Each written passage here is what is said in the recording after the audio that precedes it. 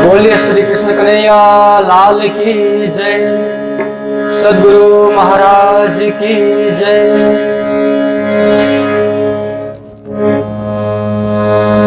इश्क बड़ा रे सावन में, ना कोई इश्क समान। इश्क बड़ा रे सवान में, ना कोई इश्क समान। एक तेरे इश्क बिना उड़ गए सब जहां। एक तेरे इश्क बिना उड़ गए सब जहां।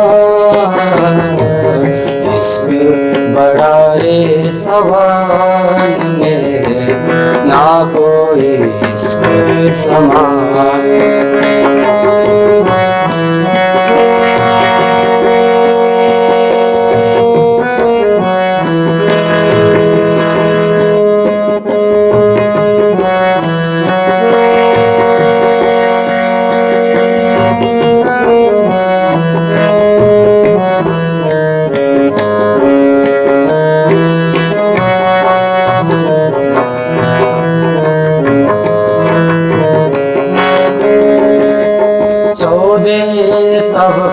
हिसाब में हिसाब निरंजन सुन। 14 तब हिसाब में हिसाब निरंजन सुन। न्यारा इश्क हिसाब थे, न्यारा इश्क हिसाब थे, जिन देखा पियो बदन। इश्क बड़ा रे सवान में, ना कोई इश्क समान।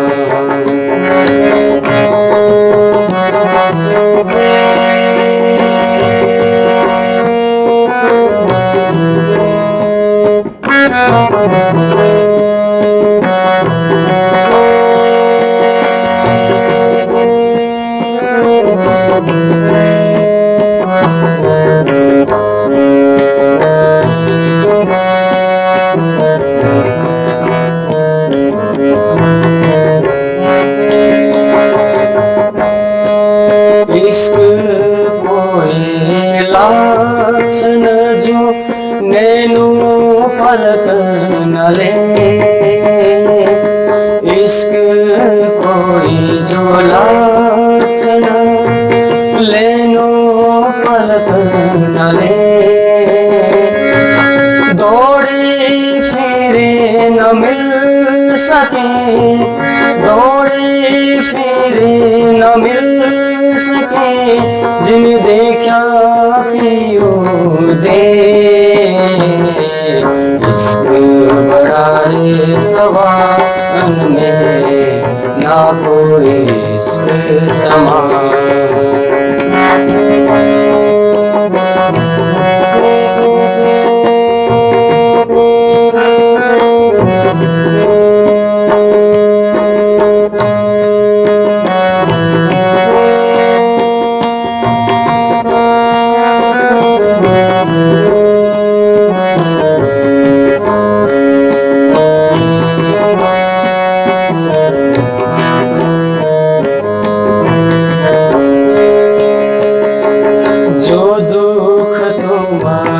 बिछुड़ मोहि लाग्यो जुता सो प्यार। जो दुख तुम्हारी बिछुड़ मोहि लाग्यो जुता सो प्यार। एता सुख तेरे बिरह में, एता सुख तेरे बिरह में, तो कौन सुख हो से बिहार। इश्क बड़ा रे सवार में, ना कोई इश्क समान। एक तेरे इश्क बिना उड़ गए सब जहां। एक तेरे इश्क बिना उड़ गए सब जहां। इश्क बड़ा रे समान में, ना कोई इश्क समान, ना कोई इश्क समान, ना कोई इश्क समान। सच्चिदानंद गुरुदेव की। बली सामी थाए सखियों, जल छाटतियों छोले। बालाजी उछाले जल जोर सो, त्यारे नासंतियों टोले, त्यारे नासंतियों टोले। बोलो कृष्ण कन्हैया लाल की, श्री निजानंद स्वामी की, श्री प्राणनाथ प्यारे की, महारानी बाईजुराज की, महाराजा छत्रसाल की, गुरुजी मंगलदास महाराज की, श्री कृष्ण प्रणामी धर्म की, तीनों पुरी धाम की, सर्व सुंदर साथ की। बलि आवतियों उमंग सो प्रणाम प्रणाम। उपस्थित धर्म प्राण शिरोमणि सुंदर साथ जी, माताएं बहनें भाइयों, प्रातः कालीन बेला, चर्चा की बेला, चर्चा की अर्चा की बेला। चर्चा सुनना और चर्चा को मनन करना। जैसे आप देखिए ना, गाय घास खाती है तो पहले तो घास खाते जाती है, बाद में उसको फिर चबाने लगती है, अंदर से निकाल करके आप देखिए, खूब चबा करके महीन करके उसको फिर पचाती है। तो ये क्या है कि कई जानवर ऐसे करते हैं कि पहले एक बार खा लेते हैं, फिर पेट में से थोड़ा सा खींच करके उसको अच्छी तरह चबाते हैं, क्योंकि चबाने से ही शरीर में शक्ति आती है। बिन चबाए आप खाओगे तो वो पौष्टिक तत्व आपके शरीर में नहीं आएगा। भोजन में जो पौष्टिक तत्व है वो शरीर में जाने के लिए चबा कर खाना जरूरी है। इसलिए आयुर्वेद में कहा जाता है ना कि भोजन को 32 बार चबा करके खाओ। इतना तो संभव नहीं है, पर आयुर्वेद के जानकारों ने कहा कि जो भोजन मुंह में जाए 32 बार, इतना नहीं हुआ तो थोड़ा कम करो, पर करो जरूर। चबाना जरूरी है। तो उससे क्या होता है, वो पीस जाता है। जो भी अन्न आपने खाया वो पीस जाएगा। पीसने के बाद आप पेट में उसको पहुंचाओगे तो पौष्टिक तत्व पेट से, आंतड़ियों से आपके शरीर में जाता है। देखिए कैसी विचित्र रचना है ना परमात्मा की। हम मुख में आहार देते हैं, उसका असर हमारे हड्डियों में भी होता है, हमारे मांस जो शरीर का हिस्सा है उनमें भी होता है, नसों में भी होता है, खून में भी होता है। उसका असर आंखों में भी जाता है, कान में भी, नाक में भी सुगंध लेने की शक्ति, और मुख से बोलने की शक्ति, जीवा से स्वाद लेने की शक्ति। देखिए सब कुछ पौष्टिक आहार से होता है। पौष्टिक आहार निरंतर मिले तो शरीर का कोई अंग भी दुर्बल नहीं होगा। पौष्टिक आहार की जहां कमी हुई तो एक न एक अंग कहीं ना कहीं दुर्बल बनता जाता है, व्यक्ति दुर्बल हो जाता है। और जो आहार मिले उस आहार को अच्छी तरह से पचाना है हमें, तभी तो शरीर तंदुरुस्त रहेगा, शरीर स्वस्थ रहेगा, मन भी स्वस्थ रहता है। शरीर स्वस्थ रहता है तो मन भी खुश रहता है। शरीर लाचार है, शरीर बीमार है तो मन भी दुखी होता है, मानसिक पीड़ा होती है ना। बीमार होने के बाद आप देखिए एक मानसिक पीड़ा सताने लगती है। तो हर चीज को अच्छी तरह से ग्रहण करना और उसको जीवन में उतारना, भोजन को भी जीवन में उतारना, ऐसे ही भजन को भी जीवन में उतारना। जो हम भजन गाते हैं केवल मुख तक उसको सीमित नहीं रखना है कि गाते समय में हमने मुख से उच्चारण किया, शब्दों का उच्चारण किया मुख से, गाए अच्छी तरह। कई कई लोग तो गाते हैं तो मुंह हिला हिला करके गाते हैं ना, देखने जैसी स्थिति कर देते हैं ना, इधर से उधर मुंह हिलाएंगे, राग अलापते हैं सब, पर उसको मन में भी पहुंचाना होता है। मुख से गाया हुआ भजन मन में पहुंचा दिया तो मन को शांति मिलती है, मन प्रभावित होता है। आप देखिए हम लोग सेवा पूजा करते हैं ना, सेवा पूजा गा करके आप करिए तो मन को शांति मिलती है। बिना गाए भी कर सकते हैं, मंदिर में आप जाइए और बिना गाए वहां पर चंदन घिसिए, बिना गाए आप आचमन कीजिए, चरण धोइए राज्य के, बिना गाए चंदन कीजिए, बिना गाए भोग धराइए, वो आनंद नहीं आएगा। गा कर करने का, गाते जाओ और सेवा करते जाओ, उसका आनंद कोई निराला होता है। तो इसी प्रकार से हमने जो गाया उसको मन तक पहुंचा दिया, जो मन में पहुंचा उसको हृदय में उतारा। हृदय की गहराई मन से ज्यादा होती है ना, मन में भी गहराई तो है परंतु उससे ज्यादा गहराई कहीं हृदय में है। हृदय से स्वीकार करना, हृदय से जिस चीज को हम स्वीकार करते हैं ना, जीवन भर उसको पालन करते हैं। जैसे आप देखिए हम लोग मंत्र देते हैं, तारतम महामंत्र देते हैं, तो मंत्र लेने वाले को हम लोग समझाते हैं जीवन भर वेजिटेरियन रहना है, मांस मदिरा दुर्व्यसन इन सब का निषेध है, जीवन भर उस तरफ देखना भी नहीं, छूना भी नहीं।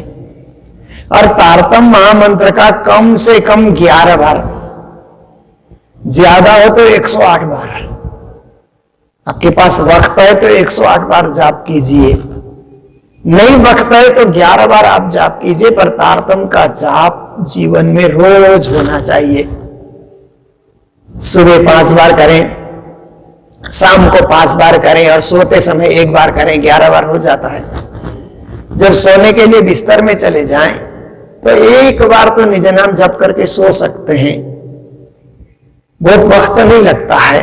राज्य को याद करके सोना, ये जीवन आपने दिया, ये परिवार आपने दिया, ये धन आपने दिया, सब कुछ आपने दिया और मुझे विवेक और बुद्धि भी आपने ही दी, इसलिए हम हाथ को याद करके सोते हैं, सोने का मौका भी आपने दिया। तो देखिए 11 बार हो ही जाता है। सुबह नहा धो करके 5 बार, समय है तो पूजा करिए, नहीं समय है तो 5 बार प्रेम से निज नाम का जाप करिए। फिर शाम को भी घर लौट करके आए, हाथ पांव धो करके सेवा पूजा करिए, नहीं तो 5 बार निज नाम का जाप करिए। फिर भोजन करने के बाद आप जो भी है परिवार से मिलिए, न्यूज देखिए, इधर उधर कुछ काम पड़ा है तो उसको कर लीजिए। जब सोने का समय आए तो 1 बार प्रेम से निज नाम का पाठ करके फिर आप सो जाइए। तो देखिए ये तो जो अत्यंत व्यस्त है उनके लिए है, जिनके पास समय है वो तो 108 बार भी राज्य को याद कर सकते हैं। दिन भर में 108 बार निज नाम का 1 माला का जाप कर सकते हैं। तो देखिए कोई भी चीज को पहले व्यवहारिक रूप में लेना, शरीर तक लेना, मुख तक लेना, उसके बाद मन तक पहुंचा देना, और उसके बाद जीवन में उतारना। यही कार्य सखियां कर रही है, यही कार्य रास में हो रहा है। कृष्ण जो कहते हैं कानों से सुनना, कृष्ण जो कहते हैं उसको मन तक पहुंचा देना, मनन करना, कृष्ण जैसे कहते हैं वैसे नाच करके दिखाना, नृत्य करके दिखाना, ये रास का रहस्य है। और कल से हम लोग जल विहार श्रवण कर रहे हैं। स्थल की लीलाएं हो गई। 3 प्रकार की लीला होती है ना, स्थल क्रीड़ा, जल क्रीड़ा, नभ क्रीड़ा, नभ विहार। जल थल नभ के तुम ही मालिक, एक भजन बचपन में मैंने भी सुना था कि हे परमात्मा जल थल नभ के आप ही मालिक हो। तो तीनों जगह क्रीड़ाएं हो सकती है और लीलाएं भी हो सकती है। देखिए हमारे कालिम्पोंग, दार्जिलिंग, गैंगटॉक देखने के लिए जो टूरिस्ट आते हैं ना, वे जल थल नभ तीनों का विहार करते हैं ना। जब आते हैं वे लोग तो यहाँ जो टूरिज्म के सेंटर बने हुए हैं वहां जाकर के घूमते हैं, फिरते हैं, नर्सरीज में जाते हैं, टी गार्डन में जाते हैं, घूमते हैं, तो उनको थल विहार करने का, स्थल विहार करने का मौका मिलता है। फिर कभी कभी तीस्ता नदी में वाटर राफ्टिंग करते हैं। कई टूरिस्ट इच्छुक होते हैं तो राफ्टिंग के लिए चले जाते हैं। जल विहार हुआ, जल भ्रमण हुआ। और कई आते हैं तो इधर डेलो में जाकर के पैराग्लाइडिंग बोलते हैं ना, आकाश में उड़ना, नभ विहार हुआ आकाश में उड़ने की लीला। ऐसे ही परम धाम में भी थल विहार, जमुना में जल विहार और सुखपाल में बैठ करके नभ विहार, आकाश में विचरण करने की लीलाएं श्री राज जी महाराज करते हैं। इसी का प्रारूप रास में दिखाया जा रहा है।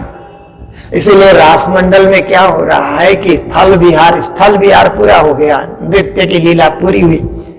अब राज जी महाराज जल विहार दिखा रहे हैं। तो सब सखियां जमुना जी में, एक तरफ श्यामा जी और सखियां हैं, एक तरफ अकेले राज जी महाराज हैं। परंतु अकेले राज जी महाराज 12,000 में भारी पड़ जाते हैं।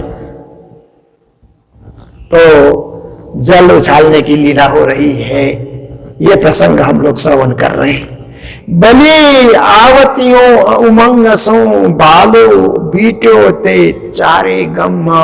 क्या है कि जब पहले तो सखियों ने बालाजी को पानी डाला, पानी का छींटा डाला, पानी उछाला, तो बालाजी श्री कृष्ण जी उस पानी में ऐसे घिर गए जैसे कोई फव्वारा होता है। तो पानी उछलने से फव्वारा नहीं दिखता है ना, पानी पानी दिखता है। ऐसे ही बालाजी को उन्होंने ढक दिया। फिर सब सखियों ने कहा बालाजी आप उछालिए हमारे ऊपर। तो बालाजी जब उछालने लगे तो इतना पानी उन्होंने उछाल दिया कि कभी तो सखियां भाग भाग करके जमुना किनारे जाती है और कभी फिर लौट करके टोली बना करके आती है। तो ऐसे करके बालाजी ने, श्री राज जी ने भी खूब जल का छींटा डाला उस समय उमंग से। अब सखियों को ऐसा लगा कि पानी पानी आ रहा है बरसात की तरह। बालाजी कहाँ है? इतना पानी आया कि धुंध छा गया, चारों तरफ कुछ दिखलाई नहीं दे रहा है, अंधेरा सा एकदम, पानी पानी बरसात हो रही है ऐसा अनुभव हो रहा है। तो आंखें आ भी गयो से तम, आंख में अंधकार छा गया उस समय। सब सखियां चारों तरफ से सोच रही थी कि बालाजी हम इतने 12,000 हैं तो हम 12,000 को कैसे पानी उछालेंगे। बालाजी तो एक थे, हम 12,000 नहीं उछाला, पर हम तो 12,000 और श्यामा महारानी भी हमारे साथ हैं तो हम सबके ऊपर कैसे डालेंगे। पर बालाजी ने ऐसा पानी उछाल दिया कि सब के सब जलमग्न हो जाते हैं, आंखों में अंधकार छा जाता है और पानी के चलते कुछ दिखलाई नहीं देता है। ऐसी स्थिति हो गई। एने समय हवे जे थयूं बाई इंद्रावती नो काम। इंद्रावती बाई ने उस समय सोचा यही बालाजी से मिलने का मौका है। तो उस अंधेरे में भी ढूंढते ढूंढते बालाजी तक इंद्रावती पहुंच जाती है। बिदे बिदे बिलसी बरसों भाजी हेडानी हम, और बालाजी को सहयोग करती है इंद्रावती। अकेले है श्री कृष्ण, इसलिए इंद्रावती ने जाकर के श्री कृष्ण का स्पर्श तो किया ही किया, और कृष्ण समझ गए ये इंद्रावती ही है, क्योंकि 12,000 में सबसे चतुर तो इंद्रावती ही है इस रास मंडल में। इसीलिए इंद्रावती मुझे मदद करने के लिए, मेरे सहयोग के लिए आ गई है। तो इंद्रावती ने भी बालाजी के साथ खड़ी होकर के सखियों पे इतना जल उछाला। भाजी हैडानी हम, एक तरफ तो बालाजी के सहयोगी बनने का उनको सुख मिला, आनंद मिला बालाजी के साथ खड़े होने के लिए, हृदय की इच्छा भी पूरी हो गई कि हम बालाजी के साथ हैं, उनके बिल्कुल करीब है, हृदय की इच्छा भी पूरी हो जाती है। तो ये प्रसंग से हम क्या समझ सकते हैं कि बाकी सब सखियां तो बालाजी के पास पानी छा जाने से नहीं आ सकी, इंद्रावती अकेले क्यों पहुंची? इसलिए बालाजी ने उस समय क्या कहा, इंद्रावती के मैं अंग संगा, इंद्रावती मेरा अंगा। जो अंग सौंपे इंद्रावती को, ताए प्रेमे खिलाऊं रंगा। कलश की ये चौपाई है। बालाजी कहते हैं इंद्रावती मेरे साथ है, मैं इंद्रावती के साथ हूं। जो सखी इंद्रावती को अपना साथ देती है उसको प्रेम से मैं खेल दिखाऊंगा। इंद्रावती को बालाजी ने कहा धन्य हो इंद्रावती, धन्य। तो इसका परिणाम क्या हुआ कि इंद्रावती के मन में क्या हुआ कि मैं राज्य को सहयोग करूं। तो राज्य ने वरदान दिया, राज्य ने हुक्म किया कि जागनी के ब्रह्मांड में इंद्रावती तेरे मुख से ही वाणी प्रकट होगी। श्रीमुख वाणी, जो धनी के मुख की वाणी है, वो तेरे मुख से जागनी के ब्रह्मांड में प्रकट होगी।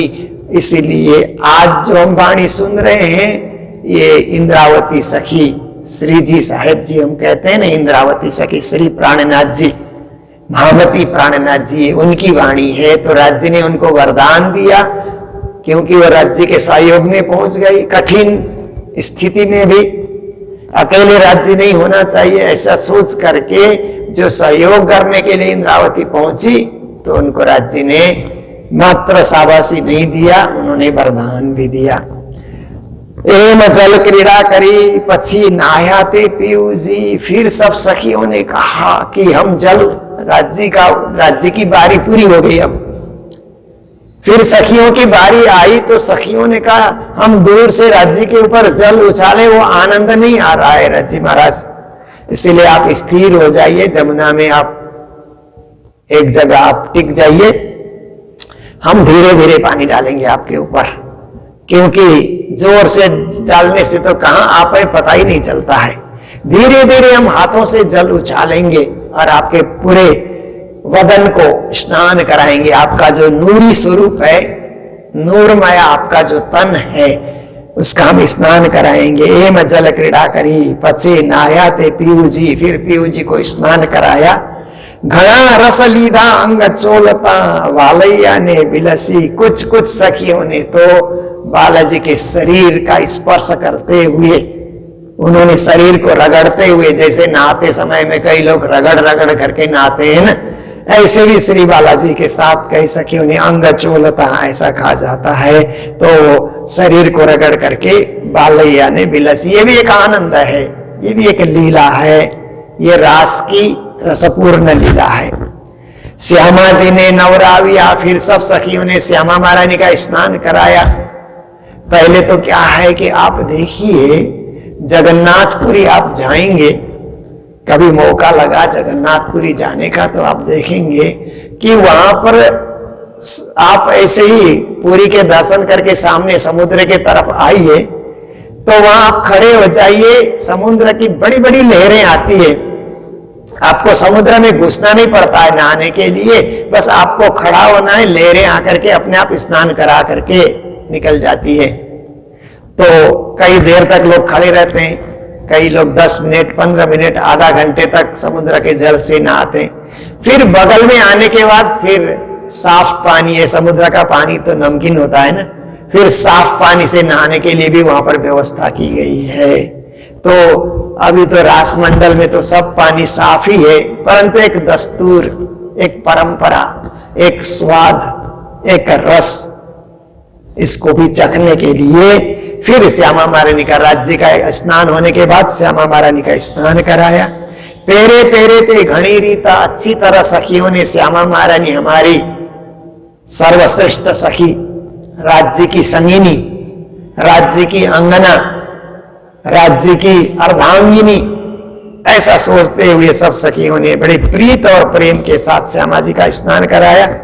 साथ सौ एणी विदे काई नायों से रूढ़ी रीता, फिर सुंदर साथ ने भी एक दूसरे पर पानी डाल करके एक दूसरे का सहयोग किया नहाने में, क्योंकि अकेले नहाने का वो आनंद नहीं आता है। समूह में हम कहीं जा रहे हैं तो किसी के ऊपर कोई पानी डाले तो उसका आनंद कुछ और होता है। इसलिए सखियां एक दूसरे पर भी पानी डाल रही है, सहयोग कर रही है। अच्छी तरह से ये जमुना की झीलना की ये लीला हो रही है। सुंदरबाई इंद्रावती काई रत्नावती संग, लालबाई पहले निसरिया श्रृंगार की धा सर्वांग। अब जल क्रीड़ा होने के बाद सबसे पहले सुंदरबाई निकली उस जल से। सुंदरबाई इसीलिए जल से निकली कि जागने के ब्रह्मांड में सबसे पहले सुंदरबाई को आना है, इसीलिए जमुना झीलने के बाद पहले सुंदरबाई निकलती है, फिर इंद्रावती निकलती है जल से बाहर, फिर रत्नावती निकलती है साथ में, लालबाई भी पहले निकल जाती है वहां से, और अपना अपना श्रृंगार उन्होंने कर लिया, फिर वस्त्र अपना उन्होंने धारण कर लिया। तो वस्त्र भूषण श्यामा जी ने पहरा दिया भली भांति। ये चारों सखियों ने पहले अपना श्रृंगार किया, अपना वस्त्र धारण किया, उसके बाद श्यामा महारानी को वस्त्र धारण कराया, श्यामा जी का श्रृंगार किया अच्छी तरह से प्रेम के साथ। अब बिचा आविने बालइये बेन गूंथी करी खानता, सखियां श्यामा जी का श्रृंगार करा रही थी। उसी समय में बीच में बालाजी वहां पर पहुंच गए और श्यामा जी को जो केस गूंथने का होता है ना, चोटी बांधने का बोलते हैं ना, वो बालाजी का वो वेणी केस बांधने का गूंथने का कार्य राज्य ने फट से कर दिया करके। ये भी एक प्रेम का प्रसाद है, ये प्रेम का एक उदाहरण है कि प्रेम होता है तो कैसे कैसे राज्य ये बता रहे हैं कि श्यामा और हम अलग नहीं हैं, सत और चिद आनंद में होते हैं, आनंद सत और चिद में होता है, ये परिचय देने के लिए। श्रृंगार सर्वे सजी करी, श्यामा जी घणु सोए। सब श्रृंगार हो जाने के बाद श्यामा महारानी अत्यंत सुंदर लगने लगी, शोभायमान, ऐसा उनका स्वरूप वहां पर उपस्थित हो रहा है। दर्पण लईने हाथ में मन बालानु मोहे, श्यामा जी ने उस समय सोचा कि एक दर्पण में अपने आप को देखें तो सही, तो दर्पण श्यामा जी के अंगूठी में ही दर्पण होता है। फिर दर्पण लेकर के श्यामा महारानी ने अपने को देखा और सोचा कि सखियों ने ऐसा श्रृंगार मेरा करा दिया है कि इस श्रृंगार को देख करके बालाजी भी मोहित हो जाना चाहिए। धन्य है श्यामा महारानी, वाह गजब का आपका श्रृंगार, ऐसा करके बालाजी का मन मोहित हो जाए, इसके लिए पहले उन्होंने वो क्या है कि बीच में ही दर्पण में अपना चेहरा उन्होंने देख लिया। आसबाई कमलावती कहीं फूलबाई मल्या, चंपावती चारे मली श्रृंगार की धा भेला। फिर चार सखियां और निकल करके आती है, आसबाई है, कमलावती है, फूलबाई है, चंपावती है, ये निकल करके आती है और चार सखी मिल करके क्या करती हैं, अपना श्रृंगार धारण कर लेती हैं। चार सखी मली श्री राज ने करा दिया श्रृंगार। अपना श्रृंगार होने के बाद राज्य का श्रृंगार कराया चार सखी ने। चार सखियां श्रृंगार करावे, श्री श्यामा जी धन जी के पास है आवे, हम लोग भोग में गाते हैं ना, परम धाम में भी चार सखियां श्रृंगार करती है राज्य और श्यामा जी का। रास मंडल में भी यही लीला हुई, श्रृंगार चारों सखियों ने कराया। वस्त्र आभूषण अनेक विधि पूर्वक और शोभ्याते प्राण आधार वस्त्र इत्यादि पहनाने के बाद प्राणाधार श्री कृष्ण अत्यंत शोभायमान, अत्यंत सुंदर, अत्यंत सुकोमल दिखलाई देने लगे। एक बीजी ने कराविया श्रृंगार सर्वे में, फिर सखियों ने 12,000 सखियां हैं तो एक दूसरे को श्रृंगार करा रही हैं। उधर वाली सखी इस सखी को श्रृंगार धरा रही है, इधर की सखी उधर वाले को। प्रेम तो है, जहां प्रेम होता है ना तो ऐसे ही एक दूसरे का सहयोग किया जाता है। और जहां नफरत की बात होती है ना, लोग अकेले श्रृंगार करते हैं। अकेला किया हुआ श्रृंगार में वो आनंद नहीं होता है जो समूह में किया जाता है। और कोई दूसरा आपका श्रृंगार करे ना तो उसका आनंद गजब होता है, आपको भी संतुष्टि होती है। जैसे आप देखिए विवाह के दिनों में दुल्हन का श्रृंगार दुल्हन खुद कभी नहीं करती है और उनकी सहेलियां कराती है ना। सहेलियां श्रृंगार कराती है तो दुल्हन प्रसन्न होती है कि मेरा श्रृंगार ठीक ठाक से हो गया है, क्योंकि मेरी सहेलियों ने कराया है ना। अपने से श्रृंगार करने से तो कभी कभी लगता है कि कहीं आधा अधूरा तो नहीं रह गया, पर सहेलियां करा रही है तो ऐसे अधूरा थोड़ा ही छोड़ने वाली है, संतुष्टि होती है। तो इसी प्रकार से राजश्यामा का श्रृंगार सखियों ने कराया और सखियां परस्पर भी एक दूसरे का श्रृंगार भी सजा रही है, एक दूसरे को हार इत्यादि पहना रही हैं। तो चित्तड़ू देईने मैं जोयूं काई साथनु अत्यंत प्रेम, इंद्रावती सखी के रूप में श्री जी कहते हैं मैंने चित्त दे करके देखा कि सखियों में कितना प्रेम है, अनंत प्रेम है। उस प्रेम को परिभाषा करने के लिए कोई शब्द नहीं है। अखंड प्रेम, अनंत प्रेम, अद्वैत प्रेम, ऐसे प्रेम वहां प्रभामान हो रहा है।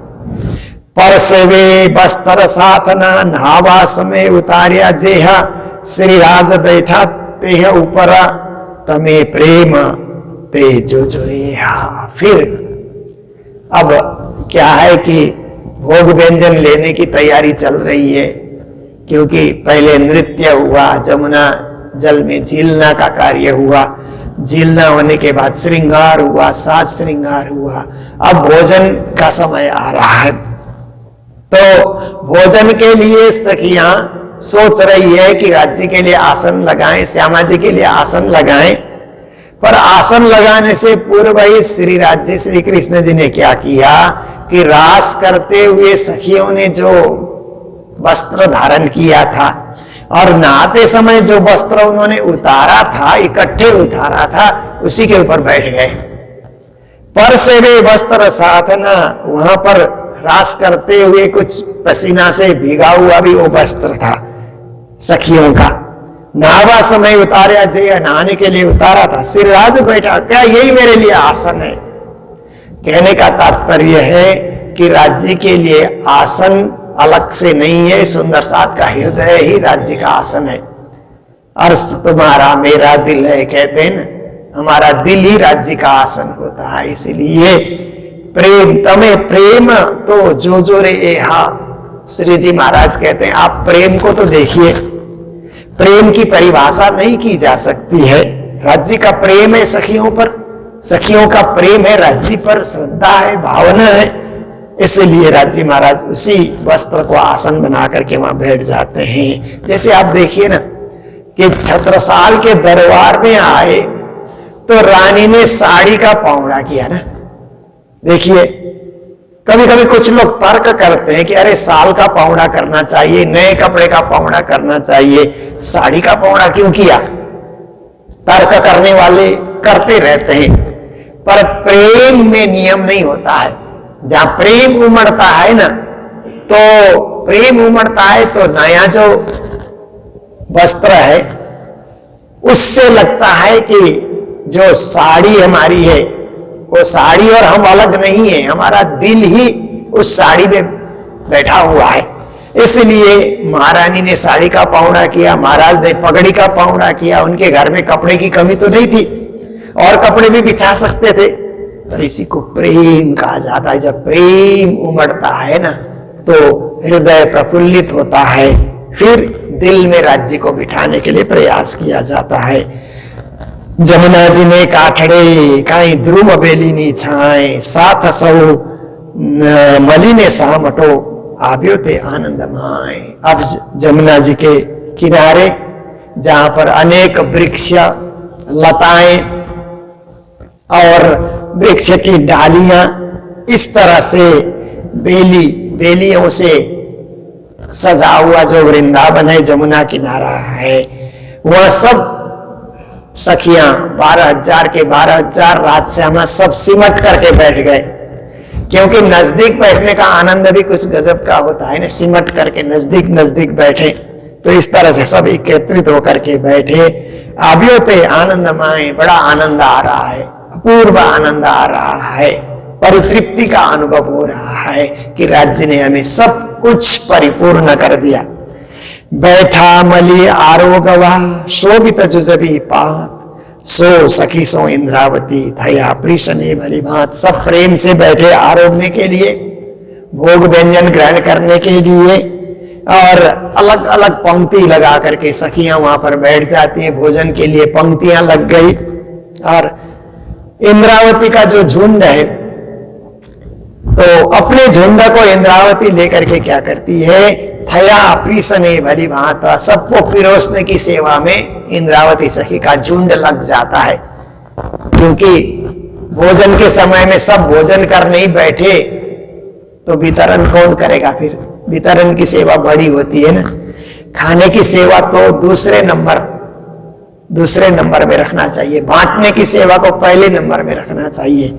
हम बांटे और हमारे बांटे हुए व्यंजन को सुंदर साथ ग्रहण करें, उसमें आनंद का अनुभव करना चाहिए। खाने में तो आनंद का अनुभव हर कोई कर लेता है, पर बांटने में भी खाने के समान आनंद मिलता है। सबको तृप्ति हो रही है, सबको परिपूर्ण बांटा जा रहा है, ध्यान से बांटना। इसके लिए इंद्रावती ने ये ड्यूटी ली कि अपनी सखियों का झुंड को साथ में रखते हुए, भली प्रकार से ध्यान, सबका ध्यान रखते हुए, पहले राजश्यामा को फिर सखियों को भी वहां पर बिठा करके भोजन वितरित किया जाता है। कैसे भोजन वितरण होता है, क्या क्या भोजन वितरण होता है, किस प्रकार से राजश्यामा ग्रहण करते हैं, ये कल का प्रसंग रहेगा। कल भी हम लोग इसी तरह यहाँ श्रवण करेंगे। फरतन फेर बाजोटिया रंग पाकी परवाली, ये भोग हम लोग कल श्रवण करेंगे। तो आज का हमारा समय पूर्ण होने आया। तो आज के दिन मंगलधाम में जो सेवाएं आई है, पुणे महाराष्ट्र से कमलकांत अग्रवाल जी और बरखा अग्रवाल ने भंडारे की सेवा दी है, तो दोनों को बहुत बहुत बधाई, मंगल कामनाएं देते हैं। तो इसी प्रकार से ठेकाबुंग सिक्किम से कियान गुरुंग, जिनका आज जन्मदिन है, उनके पिता मोहन गुरुंग, माता रेजिना शर्मा, और फिर उनके दादाजी हैं बीबी गुरुंग और दादी हैं डीएम गुरुंग। ये सब ठेकाबुंग लिंग के पाक्युंग में रहते हैं।